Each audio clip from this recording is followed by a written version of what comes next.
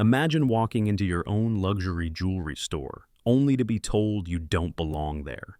These words cut through the air like shards of glass, shattering dreams, exposing harsh truths.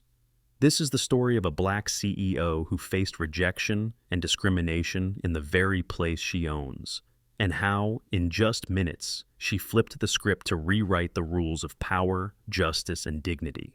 Stay with us as we unravel a journey of courage that will inspire you and challenge everything you think you know about privilege and perseverance. The dawn in Chicago broke soft and gray, a pale light filtering through the low-hanging clouds that draped the city like a veil. The streets were slick from an overnight drizzle, each puddle mirroring the glass towers reaching skyward as if the city itself strained to touch the clouds. A faint chill clung to the air, curling around breath and bone, a subtle reminder that autumn was surrendering to winter.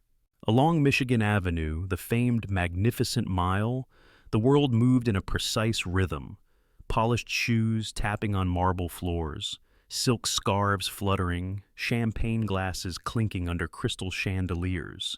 Here, opulence was routine and exclusivity, an unspoken creed. Into this world stepped Nia Armstrong. She was dressed with a quiet simplicity that might have seemed out of place here, a charcoal wool coat cinched at the waist, dark denim jeans, and comfortable flats. Her hair was pulled back into a tight bun, revealing the smooth lines of her face, rich, warm brown skin radiant despite the muted morning light, eyes calm but alert, reflecting the kind of practiced poise honed over years of navigating spaces that weren't always welcoming. She hesitated for a heartbeat before the entrance of Celeste Jewels, the boutique renowned for housing treasures that glittered with centuries of history and wealth. The storefront was a temple of luxury, its facade a mirror of polished glass, flawless and intimidating. Nia's hand brushed the cold metal handle and pushed gently. The heavy door swung open with a crisp chime, a sound meant to announce prestige and welcome the chosen few. But inside, no welcome awaited her. A faint ripple of eyes glanced her way, quick, calculating, dismissive. The staff, a parade of youthful elegance in navy vests and crisp white shirts, offered practiced smiles to incoming guests dressed in furs and bespoke suits. But their gazes slid off Nia like water off the polished stone. No greeting, no warmth. The air seemed to stiffen around her, thickening with an unspoken message: you do not belong here. As she stepped onto the marble floor, the coolness seeped through her shoes, grounding her to the moment. Each soft click of her footsteps echoed under the high ceiling, mingling with the quiet hum of whispered conversations and the occasional clink of fine crystal. Around her, the room breathed luxury, velvet-lined cases glittering with diamonds, sapphires, and emeralds, all under the watchful eyes of crystal chandeliers that spilled light in delicate cascades. Nia's gaze drifted across the showroom, taking in the glances and the subtle body language, the slight stiffening of posture from a sales associate as she passed, the half-hidden smirk from a well-heeled patron, the quick judgmental flick of a hand brushing back an impeccably styled lock of silver hair. At the far end, the centerpiece beckoned, a display case that housed the boutique's crown jewels, rare pink diamonds that shimmered with an almost mystical glow, each stone a secret story of oceans and time, locked behind reinforced glass and state-of-the-art security systems. Nia moved toward them deliberately, fingertips grazing the smooth glass as if reaching across an invisible divide. From across the room, a presence shifted. Colin Prescott, the boutique's manager, detached himself from a cluster of white-gloved staff and well-dressed patrons. His silver hair was slicked back with meticulous precision, and his tailored navy suit was an armor of old money and inherited power. Icy blue eyes narrowed, fixating on Nia with a mixture of thinly veiled contempt and calculated authority.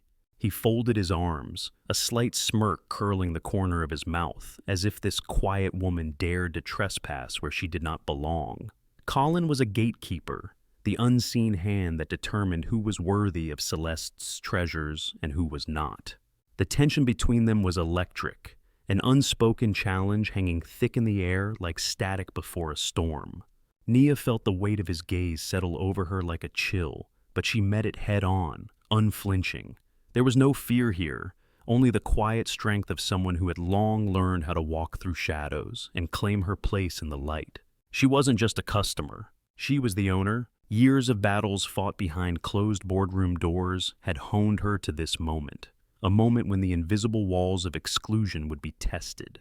Her breathing was steady as she moved deeper into the showroom, passing the glittering displays of silver and semi-precious stones meant for the casual passerby. None of those caught her interest. Her destination was singular, the pink diamonds. Her fingers rested lightly on the cool glass of the display case. The stones inside shimmered with a light that seemed almost alive, their facets capturing not just the room's illumination, but the unspoken secrets of centuries. Around her, the room's energy shifted imperceptibly. Whispers buzzed beneath polite smiles. Eyes darted between her and Colin, waiting for the inevitable disruption. Nia's mind was a fortress, calm, precise, a tempest held in check. She knew what this room said without words. The polite nods that weren't, the smiles that didn't reach the eyes, the exclusion dressed up as etiquette. Yet, inside her burned a steady flame, a resolve forged from years of being underestimated, overlooked, dismissed because of the color of her skin and the simplicity of her dress. The polished luxury around her was a mask, hiding the cold truth. In this world, respect was rationed, and dignity was conditional. But Nia Armstrong was no stranger to storms. She was here not just to witness, but to change the tide. Outside, the city bustled on, unaware of the quiet revolution taking shape behind the glass walls. Inside Celeste Jewels, the stage was set. The polished marble floor reflected the crystal chandeliers like a fractured dream. Each step Nia took echoed with quiet defiance against the invisible barriers erected around her. The weight of centuries-old privilege hung thick in the air, perfumed with the scent of expensive cologne and the faint metallic tang of finely crafted jewelry. Every gaze she encountered was a carefully choreographed performance, a ballet of exclusion veiled in polite indifference, eyes that flickered just long enough to note her presence before sliding away, lips that curved in rehearsed smiles, never meant to reach the corners of warmth. Colin Prescott watched from the vantage of his self-made throne, a man whose very posture spoke volumes about the inheritance of power. His tailored navy suit was immaculate, every crease pressed as sharply as his sense of superiority. He inhaled slowly, savoring the moment, his lips curling into a smirk sharpened by years of gatekeeping. To Colin, Nia was a problem, an anomaly disrupting the delicate ecosystem of Celeste Jewels, where status was currency and appearances dictated worth. With measured steps, he advanced, his approach precise, calculated, the predator closing in on what he deemed prey. Behind him, Derek Jones, the security guard, exuded an aura of reluctant obedience. His eyes flickered with unease, betraying an internal struggle. He knew the rules, but he also sensed the injustice. The moment hung suspended, a fragile tension stretching taut like a drawn bowstring. Colin's voice broke the fragile silence, dripping with condescension masked as professionalism. "Derek," he said, his tone low but carrying effortlessly across the showroom, "escort this lady out. She's causing a disturbance." The phrase hung in the air, sharp and accusing, a weapon wielded with surgical precision. Nia felt the words not just as a command, but as a verdict. Her presence was deemed disruptive, her identity a threat to the curated order. Yet beneath the layers of politeness and policy, there was an undercurrent of fear, the fear of exposure, of losing control over a narrative carefully spun by exclusion. Derek shifted uneasily, fingers brushing against the radio clipped to his belt. His training told him to follow orders. His conscience whispered of a deeper truth. Around them, the boutique's staff instinctively closed ranks. The polished masks of smiles and greetings tightened, their eyes hardening in silent complicity. From the sidelines, Tiffany Harris watched, her youthful face a canvas of conflicted emotions. She had heard the stories, seen the subtle ways customers like Nia were marginalized, but never witnessed such blatant dismissal cloaked in authority. Her hands clenched nervously at her sides, a quiet fire igniting behind her eyes. Colin's gaze sharpened as he addressed Naya again, voice carrying the weight of assumed superiority. "This establishment upholds strict policies," he said, voice steady but laced with disdain. "Any customer wishing to purchase jewelry exceeding $50,000 must provide valid financial verification." His eyes locked onto hers, daring her to challenge the unspoken hierarchy. The surrounding customers shifted in their seats, some casting curious glances, others exchanging knowing looks behind carefully held fans and designer glasses. A faint ripple of discomfort passed through the air, like the tremor before a lightning strike. Nia's chest tightened momentarily, not from intimidation, but from the cold precision of the social scalpel slicing through her dignity. Her mind sharpened, parsing each word, each gesture, decoding the hidden language of exclusion. She was no stranger to this dance, the careful calibration of power and submission, the veiled insults wrapped in pleasantries. Yet within her stirred a quiet storm, a resolve honed through years of breaking ceilings and defying expectations. Her voice, when she finally spoke, was soft but unwavering. "I am aware of your policies," she said, each syllable measured, deliberate. "However, I am not here as a typical customer." The room seemed to hold its breath. Colin's smirk faltered for the briefest moment, a crack in the facade, before he masked it with a more theatrical flourish. "Then you would do well to respect the rules," he said, gesturing toward the exit with a grand sweep of his hand. Derek stepped forward, an embodiment of hesitant enforcement, reaching out to gently but firmly guide Naya toward the door. But Nia drew back, not with aggression, but with quiet assertion, a boundary drawn not in anger, but in authority. She was no trespasser. She was the rightful master of this domain. The murmurs swelled among the patrons. Phones appeared discreetly, capturing the spectacle, while whispers wove through the crowd like wildfire. Some faces flushed with shame, others twisted in thinly veiled amusement. Tiffany's gaze burned brighter, a spark of courage flickering to life. At that moment, the polished veneer of Celeste jewels began to chip, revealing the raw, uncomfortable truths beneath. Privilege challenged, power questioned, dignity defended. Nia stood at the epicenter of a silent battle, one that would ripple far beyond the showroom's marble floors. The first barrier, that carefully constructed veil of contempt, was beginning to unravel. The atmosphere inside Celeste Jewels shifted perceptibly, as if an unseen weight settled over the showroom, a silent fog of judgment and discomfort that dulled the sparkle of diamonds and dimmed the warmth of chandeliers. The clinking of fine china and hushed conversations faltered, replaced by an almost imperceptible hush, the kind that signals the arrival of something uncomfortable yet unavoidable. Colin Prescott's voice broke this fragile silence, sharp and deliberate, crafted with the precision of a surgeon's scalpel. "To clarify," he pronounced, his tone carrying the finality of an irrevocable law, "any customer wishing to purchase jewelry valued above $50,000 must present valid financial verification, bank statements, tax returns, or certified income documentation. This is a strict policy, non-negotiable and uniformly enforced." His gaze, icy and unblinking, locked on to Nia Armstrong, as if willing her to crumble beneath the weight of his declaration. Around him, the boutique's staff stiffened, their expressions masks of polite disapproval, their eyes flickering with a mixture of approval and discomfort. The message was unmistakable. Here, beneath the glittering veneer of gems and gold, value was measured in numbers, and worth was dictated by the ledger of privilege. Nia felt the impact of those words deep within her chest, a subtle but searing sting not of rejection, but of erasure. The years of blood, sweat, and unwavering resolve that had built this empire seemed to vanish in an instant, replaced by the cold assumption that she was nothing more than a passerby, an interloper unworthy of trust or respect. Yet her outward calm was a fortress, built on foundations of experience and resilience. "They refuse to see me for who I am," she thought, "but that will not deter me. I am more than the sum of their assumptions." As Colin's voice echoed, a few patrons exchanged glances, some furtive, others brazen.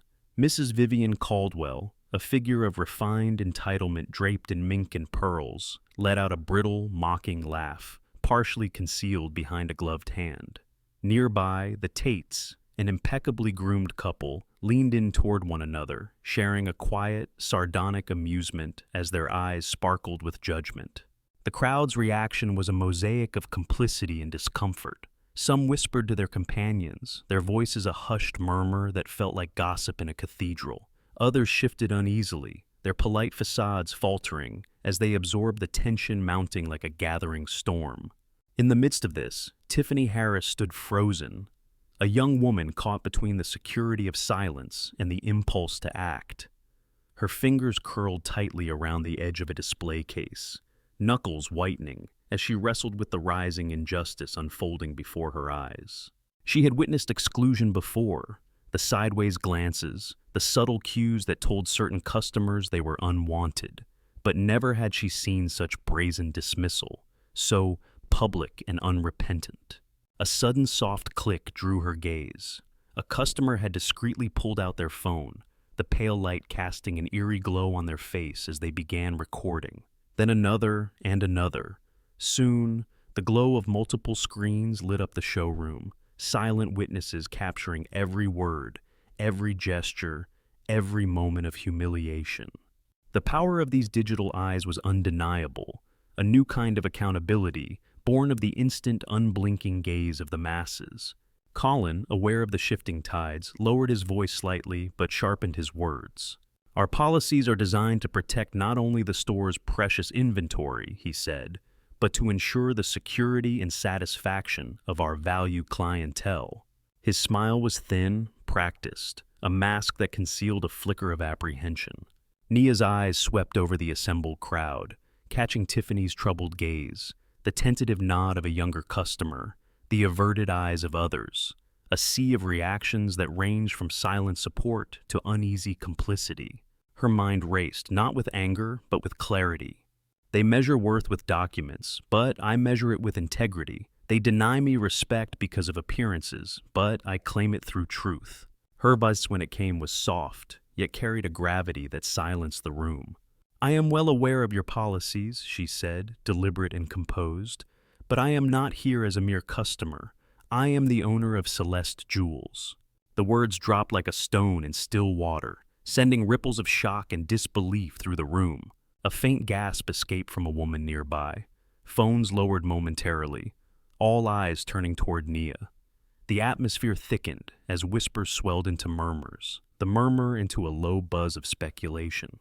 Colin's confident facade cracked for a moment, a twitch of surprise flitting across his otherwise impassive features, before he hastily masked it with a more severe expression. "That changes nothing," he said sharply, voice edged with both anger and incredulity. "Rules are rules." Derek Jones, the security guard, stepped forward, the weight of duty heavy in his posture, but hesitation flickering in his eyes. His hand reached out tentatively, fingers brushing against Nia's arm, a gesture meant to escort, but laced with reluctance. Nia met the contact not with resistance, but with quiet strength. She drew back gently, asserting her boundaries with the poise of a seasoned leader. "This is not about rules," she said calmly. "This is about respect, about recognizing dignity where it exists, not based on the size of a paycheck, but on the value of a person." The room seemed to inhale sharply, the collective breath of fragile pause and time. Among the crowd, some shifted uncomfortably, the reality of the moment settling on their shoulders. Others stared, riveted, phones raised again, the digital recorders now chronicling a moment that would soon ripple far beyond these walls. Tiffany's heart pounded as she stepped forward, emboldened by Nia's courage, the promise of change burning bright in her eyes. The old world and the new collided in this quiet but seismic confrontation. And as the chandeliers cast fractured light across the marble floor, a silent revolution took root. The entire showroom seemed to pause, the usual hum of discreet chatter, the tinkling of crystal, and the subtle rustle of silk gowns, all stilled by the gravity of the moment. Time itself appeared to slow, each heartbeat resonating with a weight it had never carried before inside these polished walls. Nia Armstrong, standing at the epicenter of the storm she had quietly summoned, move with a calm precision that commanded attention without demand. Her fingers, strong yet elegant, traced the edges of a small, textured leather wallet, an unassuming object that now held the power to unravel decades of silence and subterfuge.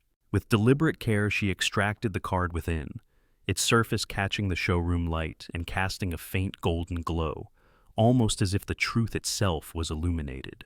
The embossed letters were impossible to ignore. Nye Armstrong, Chief Executive Officer, Celeste Jewels. She held the card aloft, turning it slowly so that every person in the room might read the truth they had failed to acknowledge.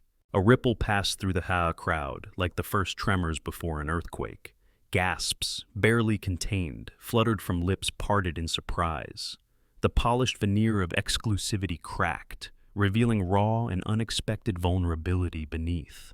Derek Jones, the security guard, paused mid-motion, his hand frozen inches from Naya's arm. His eyes widened in disbelief. A silent scream trapped behind a veil of shock. The weight of nearly becoming a participant in this historic indignity pressed heavily upon him. Across the room, Colin Prescott's composure shattered. His lips parted, eyebrows knitting in disbelief and fear, the carefully constructed facade of control crumbling like brittle glass. His gaze darted erratically, seeking an escape hatch from a reality that now stared him down unflinchingly. "Wait, this must be a mistake," Colin stammered, his voice cracking under the pressure. "There must be some mix-up.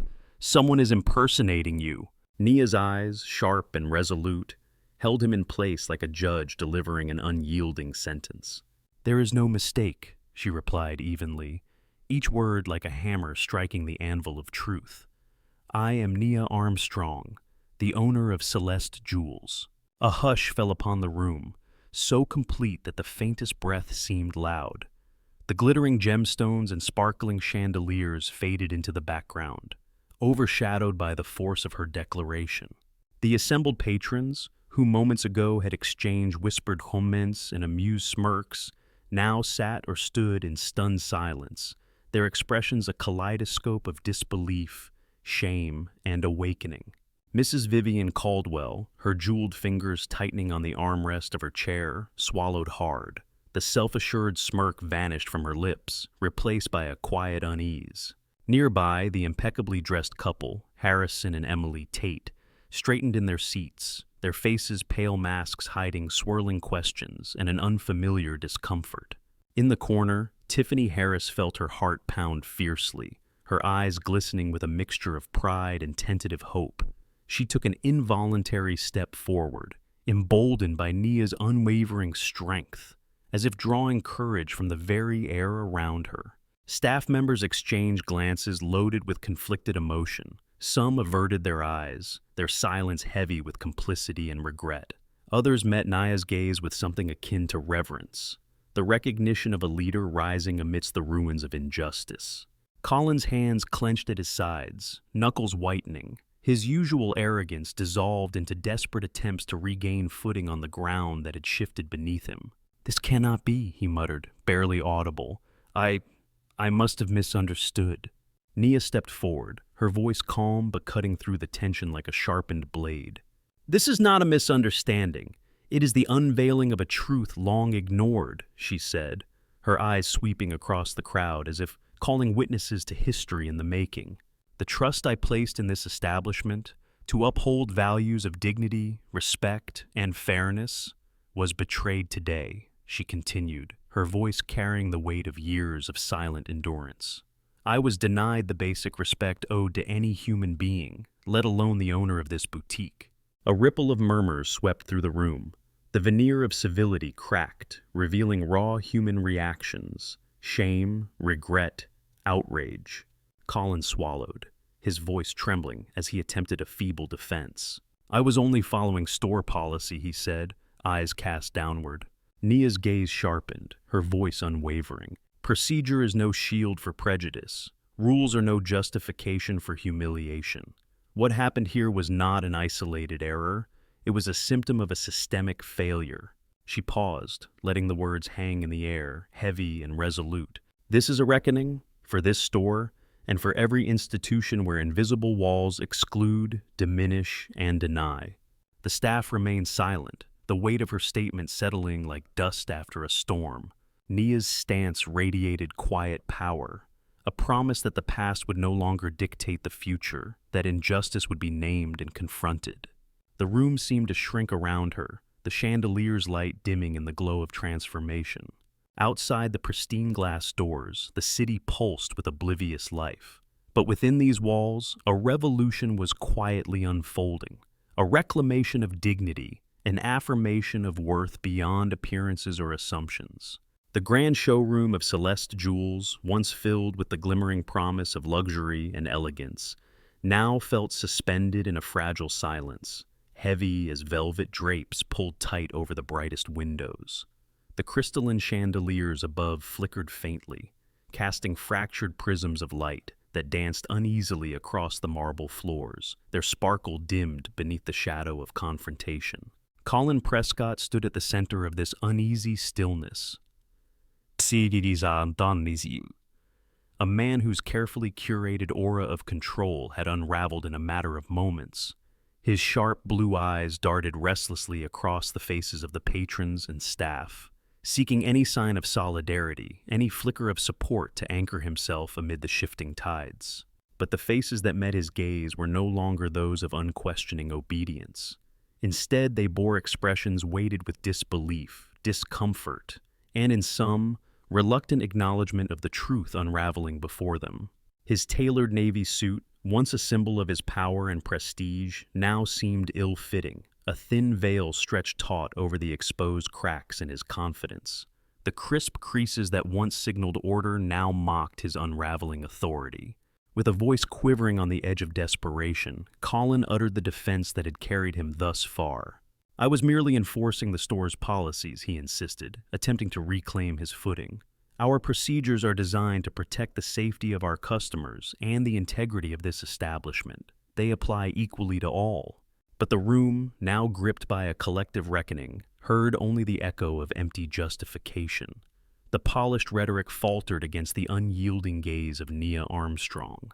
Her eyes, calm yet blazing with quiet fire, locked onto his, challenging and unwavering. "Policies," she said softly, "do not give you permission to discriminate. What you executed was not enforcement, but a public act of humiliation, rooted in prejudice, cloaked in bureaucracy."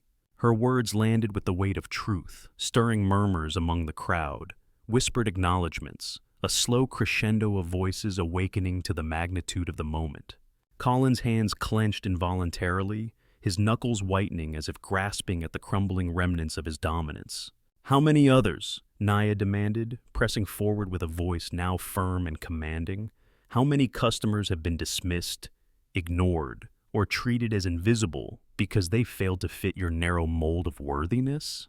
The silence that followed was pregnant with unspoken confessions. Staff members shifted uncomfortably, some lowering their eyes in shame, others exchanging quick, nervous glances, a silent dance of complicity and fear.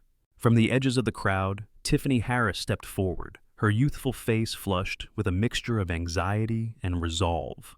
"We have all seen it," she confessed, her voice steady despite the trembling in her hands. "The sideways glances, the coded remarks, but too often, fear kept us silent." Her courage seemed to ignite a spark throughout the room, a flicker of hope amid the suffocating weight of years. Nia's expression softened momentarily, a glimmer of shared determination shining through the storm. "Together," she said, "we will dismantle these walls of exclusion. We will forge a culture where respect is not conditional and every person is valued for who they are." Colin's face contorted with bitter defiance. "You cannot undo decades of tradition overnight," he spat, voice laden with wounded pride. Nia's smile was serene, a promise born from unshakable resolve. "No," she agreed calmly, "but we can begin here, now, with courage and conviction." A subtle gesture from a nearby assistant brought forth a group of poised legal professionals, whose presence added a weight of inevitability to the scene.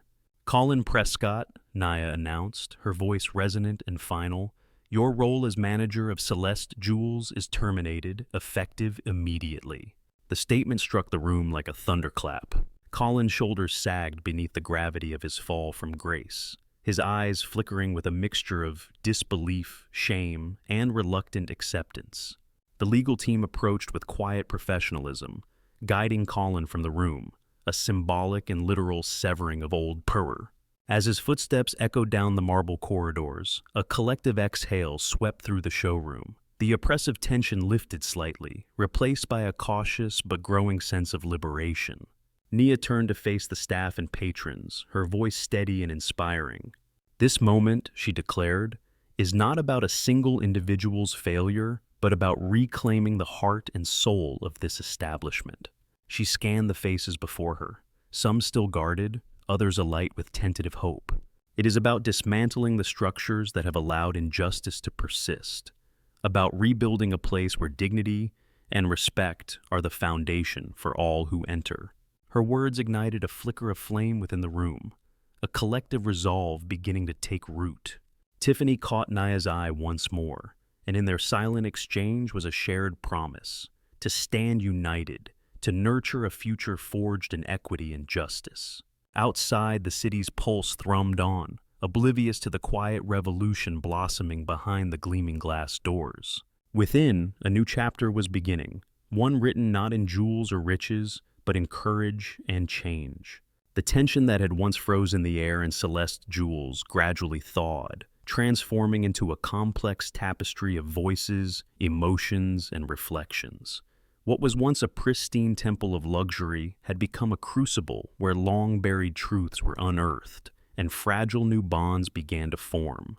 Tiffany Harris, the young sales associate whose nervous energy now rippled with newfound courage, stood quietly at first, gathering the words she had long suppressed. Her hands trembled slightly, betraying the storm of emotions beneath her calm exterior. "We've all felt it," Tiffany began, her voice barely above a whisper, but laden with the weight of unspoken experience.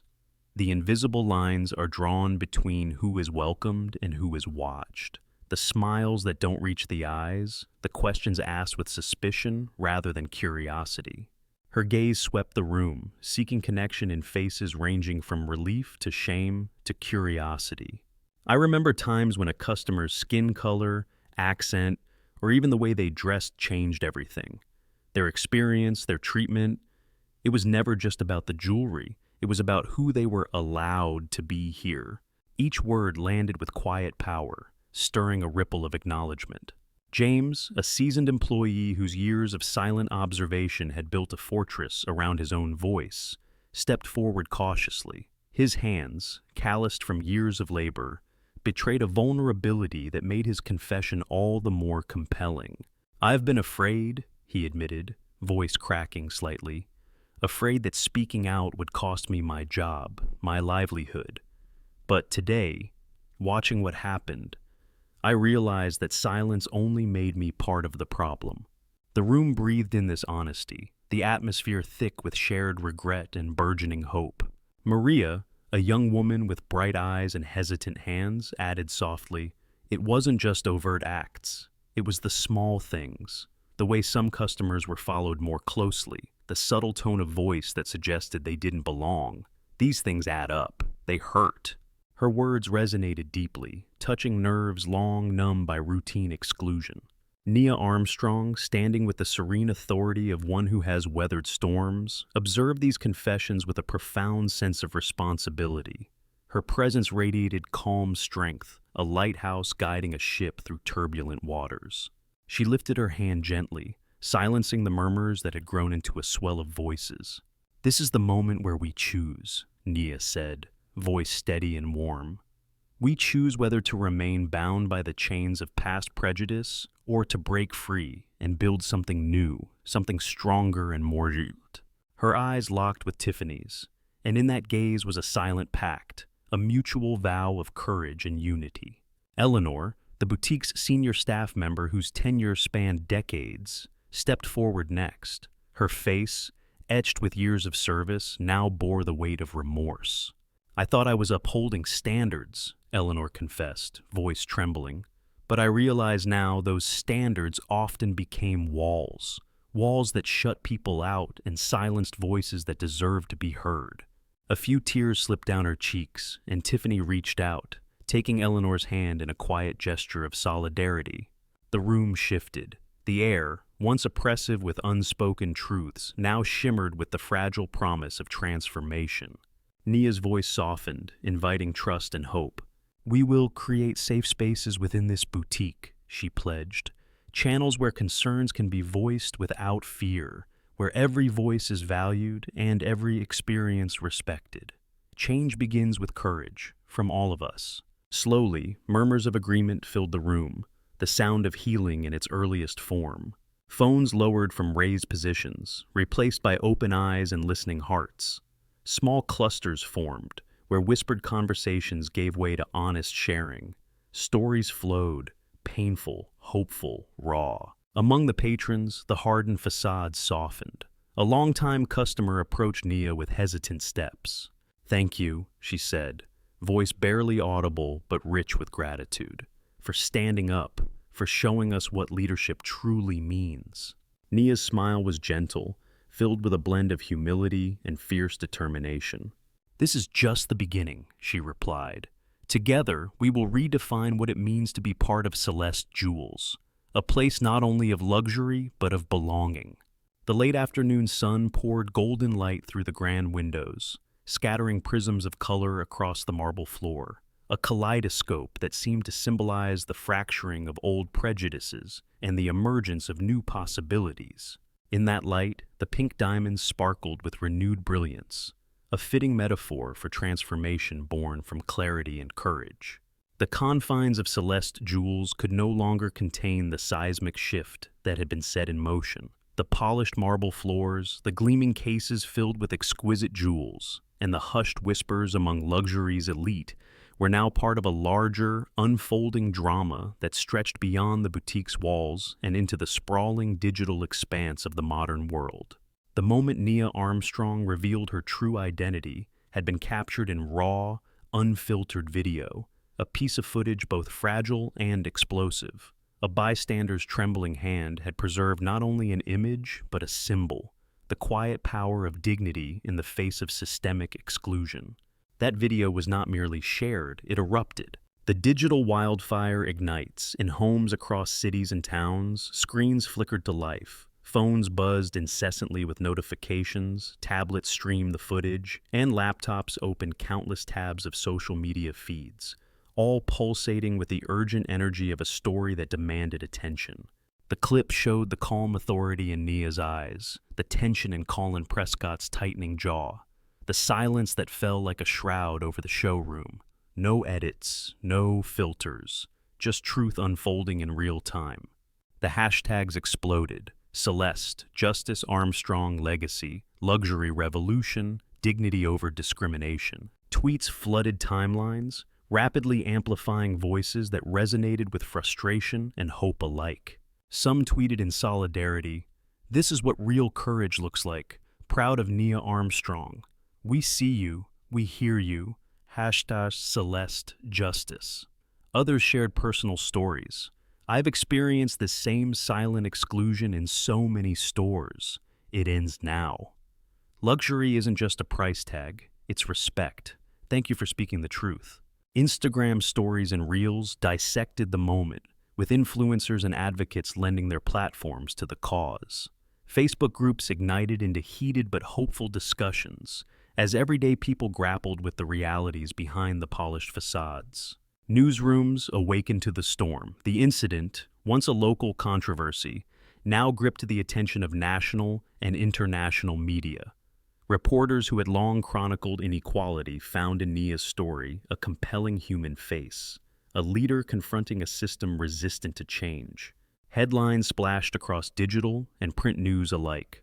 Luxury boutiques' secret exposed, a CEO's bold stand against racism. When power meets prejudice, the Celeste Jewels reckoning. Breaking barriers, how one woman's truth changed an industry. Television broadcasts showed the viral footage repeatedly, interspersed with interviews and expert analyses on systemic bias in luxury retail. Nia's voice, a beacon in the storm. Despite the whirlwind, Nia remained composed. Her public statements were measured but firm, never losing the calm dignity that had sparked the movement. In interviews, she framed the narrative beyond one incident. "This is about dismantling structures that allow exclusion to persist," she said. "Luxury should be a space of inclusivity, respect, and shared humanity." Her words resonated across demographics, inspiring consumers and employees alike. Tiffany Harris, once a hesitant observer, now emerged as a voice for change. Her social media platform swelled with supporters drawn to her authenticity and courage. Industry tremors and institutional change. The luxury sector could not ignore the tidal wave. Rival brands issued statements affirming their commitments to equity, while corporate offices convened rapid response teams to audit and reform discriminatory practices.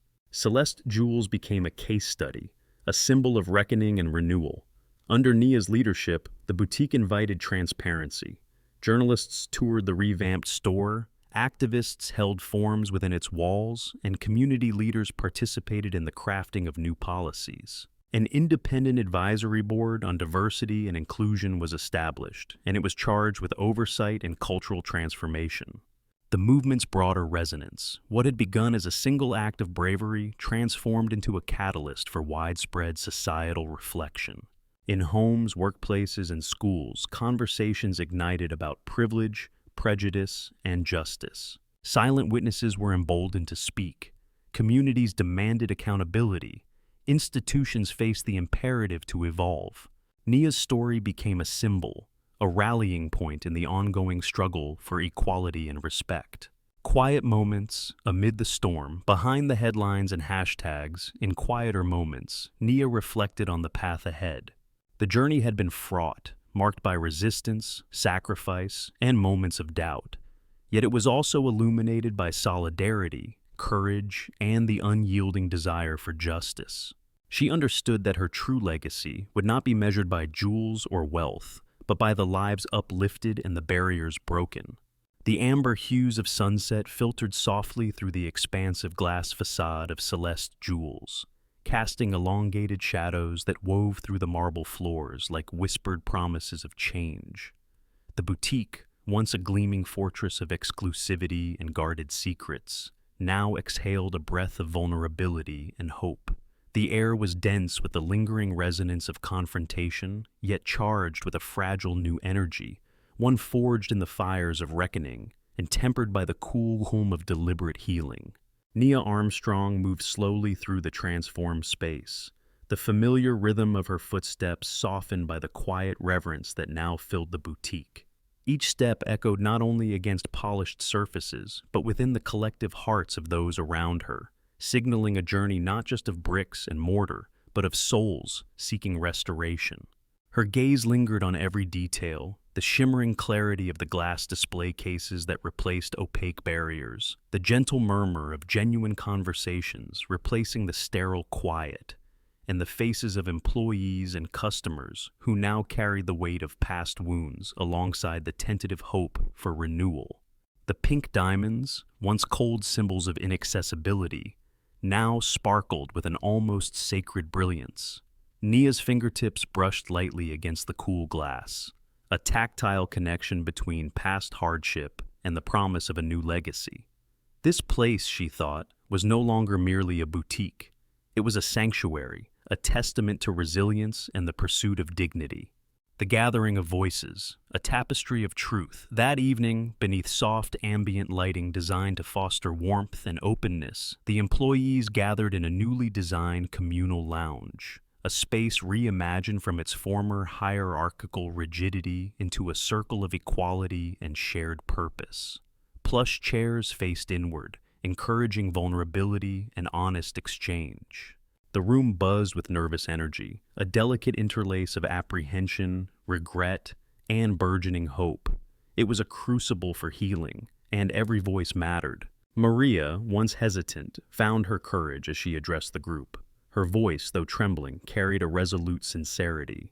"We have carried these silences for too long," she began, eyes glistening with unshed tears.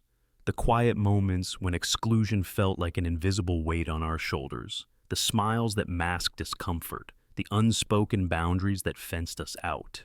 Her confession was a key unlocking shared experiences, heads bowed in solemn acknowledgement.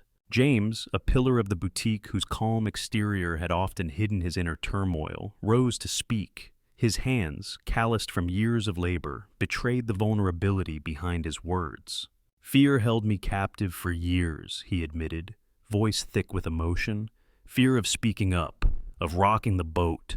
But silence only deepened the wounds, mine and others. Today I choose to break free." A ripple of collective breathing followed his words, an audible, almost sacred rhythm of awakening. Tiffany, the once timid sales associate turned courageous assistant manager, stepped forward. Her voice, steadied by newfound purpose, wove the threads of hope. "We cannot heal what we refuse to acknowledge," she said. "We must listen, truly listen. Only then can we build a culture of empathy and equity."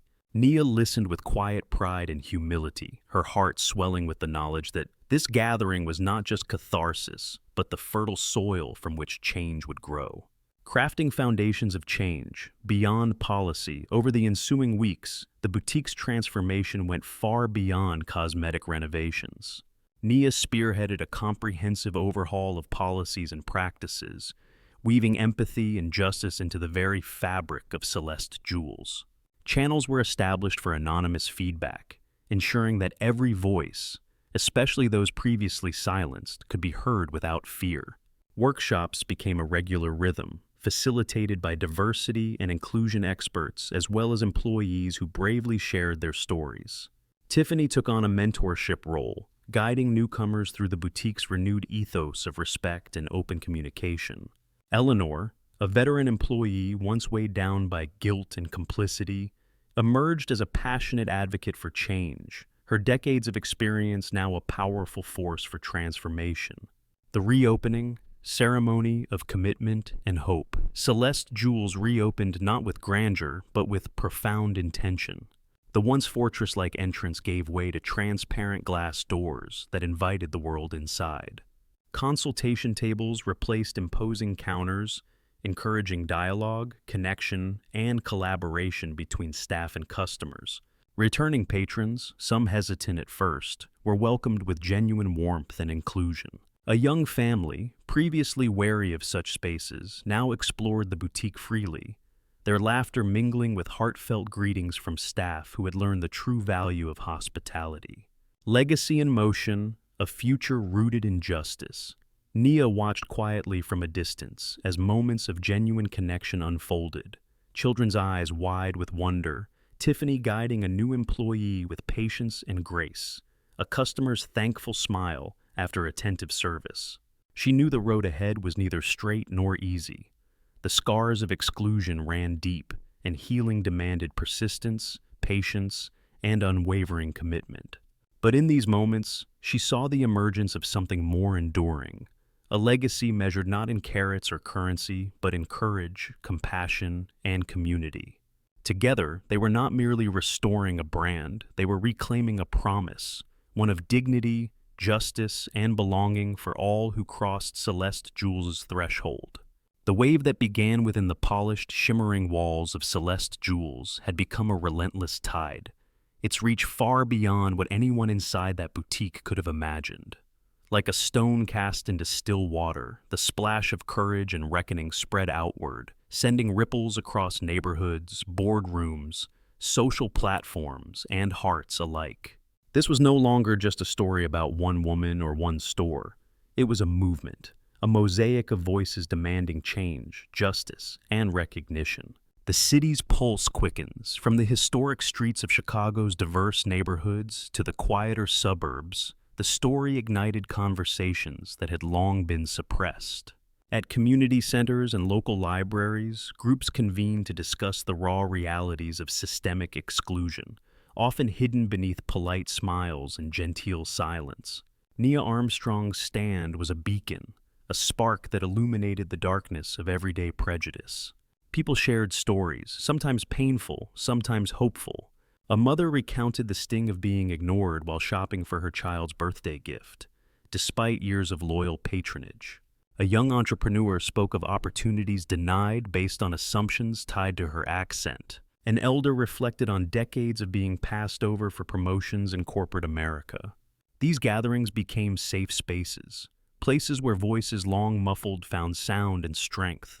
Corporate corridors echo change. Within sleek skyscrapers, where decisions shape markets and mindsets, the viral moment compelled CEOs and boards to reckon with their own cultures. Diversity and inclusion committees, often relegated to token efforts, gained renewed power and urgency. Workshops on unconscious bias, once perfunctory, became central to corporate strategy. Human resources departments undertook comprehensive reviews of hiring, promotion, and customer service practices. Celeste Jules, under Naya's leadership, became a case study in transformation, an exemplar of accountability and reform. Executives from competing brands reached out, seeking guidance and collaboration, acknowledging the new era of transparency and expectation. The courageous voices amplify among those whose lives were forever changed by the storm. Tiffany Harris emerged as a shining example of transformation and hope. Her social media presence blossomed, where candid reflections and thoughtful discussions attracted thousands who resonated with her authenticity. Speaking engagements followed, where Tiffany shared her journey from hesitant bystander to empowered leader, offering practical tools for confronting bias in workplaces and communities.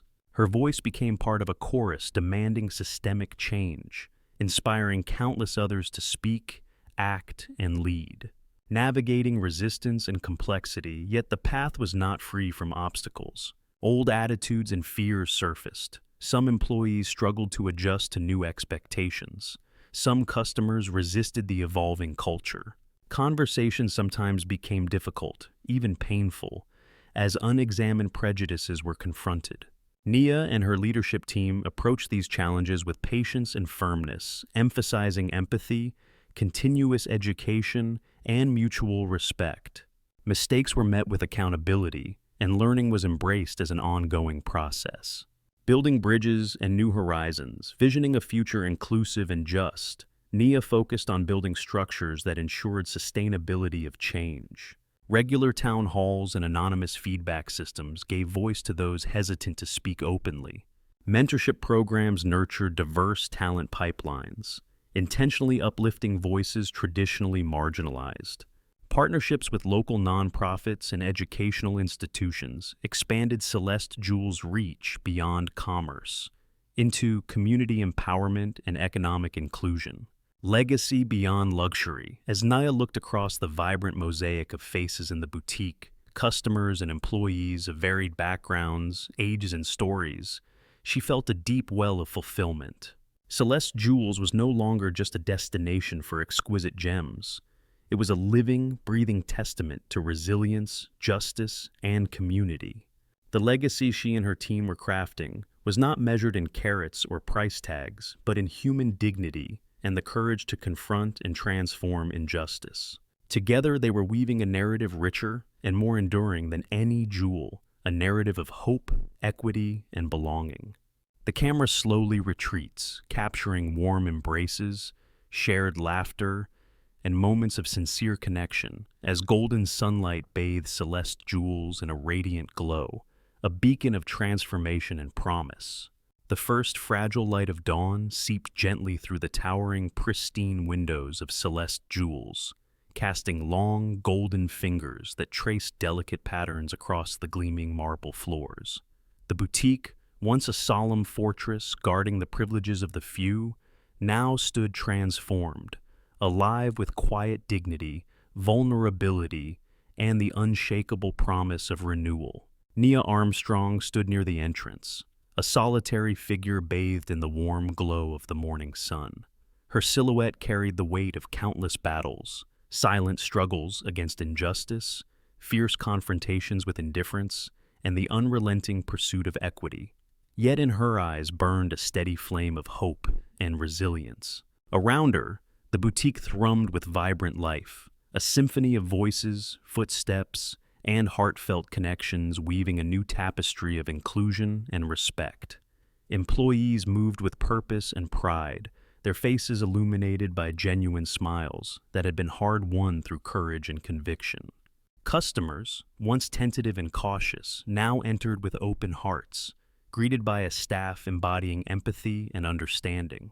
The air was infused not just with the scent of rare perfumes and polished gems, but with the intangible fragrance of trust restored and futures rewritten. Reflections in the quiet morning, as the bustle softened into moments of calm, Nia allowed herself to pause. Her mind traced the long, arduous journey, the sharp sting of exclusion, the quiet humiliation endured, the solitary moments of doubt, and the unwavering determination that propelled her forward. She recalled the faces of those who had stood beside her, Tiffany, whose transformation from hesitant bystander to fierce leader had become a beacon, Maria and James, whose honest confessions had cracked open the walls of silence, Eleanor, whose decades of service now carried the weight of accountability and hope. In this dawn-lit sanctuary, Nia recognized that their collective courage had forged more than change. It had birthed a movement. True transformation, she knew, was not the product of a single day's victory, but the ongoing commitment to confront discomfort, embrace vulnerability, and nurture justice in every interaction. The heartbeat of a new culture, Celeste Jewels was no longer merely a retail space. It was a living organism, breathing life into principles once relegated to paper and policy. Training rooms echoed with laughter and thoughtful dialogue, as workshops on empathy, unconscious bias, and cultural humility became the boutique's lifeblood. Anonymous feedback systems welcomed voices that had once been muffled by fear. Mentorship programs blossomed, fostering diverse leadership that promised to carry the legacy forward. Nia often found herself in the midst of these moments, listening intently, encouraging openly, leading quietly but firmly. Embracing the future together, that morning, Nia gathered her team in the boutique's sun-drenched lounge, the space alive with soft chatter and hopeful energy. Her voice calm and unwavering filled the room. We have reclaimed this place, not only as a store of beauty, but as a sanctuary of justice and belonging. Our journey ahead is long, and will challenge us in ways we cannot yet foresee. But today, we stand united by a purpose greater than ourselves. She paused, letting the weight of her words settle among them. Each of you is a guardian of this new legacy. Together we will ensure that Celeste Jewels shines not just for its gems, but for the light of dignity it reflects. Tiffany stepped forward, her voice rich with emotion. We are no longer silent witnesses. We are the architects of a future where respect and equity guide every step. The room erupted in quiet applause, a ripple of affirmation and shared resolve. The dawn, beyond the doors, outside, the city awakened, streets stirring with life, stories unfolding in 1,000 unseen ways. But inside Celeste Jewels, a different kind of dawn had broken. A dawn not marked by the rising sun alone, but by the rising of voices, the opening of hearts, and the birth of belonging. This boutique, once a symbol of division, had become a beacon, a place where every person could see themselves reflected in the light. And as the morning light washed over the jewels that adorned the displays, it was clear. The brightest gems were the courage, compassion, and conviction shining within every soul committed to this new dawn.